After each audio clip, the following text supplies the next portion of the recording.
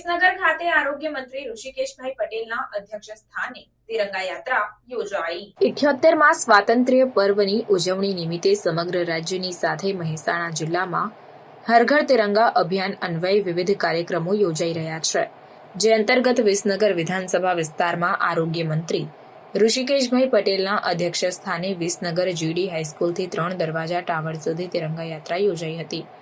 આ તિરંગા યાત્રામાં સ્થાનિક શાળાના વિદ્યાર્થીઓ તેમજ રહીશો મોટી સંખ્યામાં જોડાયા હતા।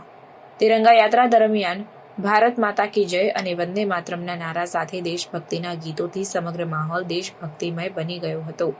આ પ્રસંગે આરોગ્ય મંત્રી ઋષિકેશભાઈ પટેલે જણાવ્યું કે 78મા સ્વાતંત્ર્ય પર્વ નિમિત્તે સમગ્ર દેશમાં હર ઘર તિરંગા અભિયાનની આન બાન અને શાન સાથે ઉજવણી થઈ રહી છે।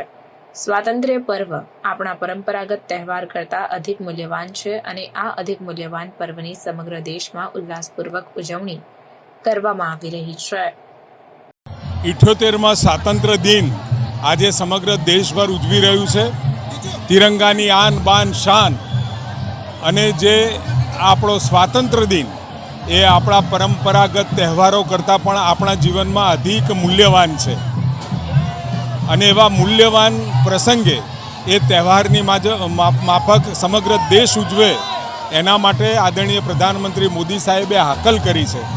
પ્રત્યેક ગામ, નગર, શહેર દરેક જગ્યાએ તિરંગાની આન બાન શાનમાં અને એક પરંપરાગત એક ઔપચારિક આ પ્રસંગ ઉત્સવના બની રહે અને આઝાદીના લોકશાહી અને મૂલ્યોનું જતન કરવા માટેનો આ પ્રસંગ એ સમગ્ર દેશવાસીઓ શહીદોને યાદ કરી અને જેમનું યોગદાન મૂલ્યવાન યોગદાન આઝાદીમાં હતું એટલે આઝાદી આગામી સમયમાં અને લોકશાહી એને સાચવવા એનું જતન કરવા માટેનો આજે મહત્વનો પ્રસંગ છે। खबरों के लिए चैनल को सब्सक्राइब कीजिए।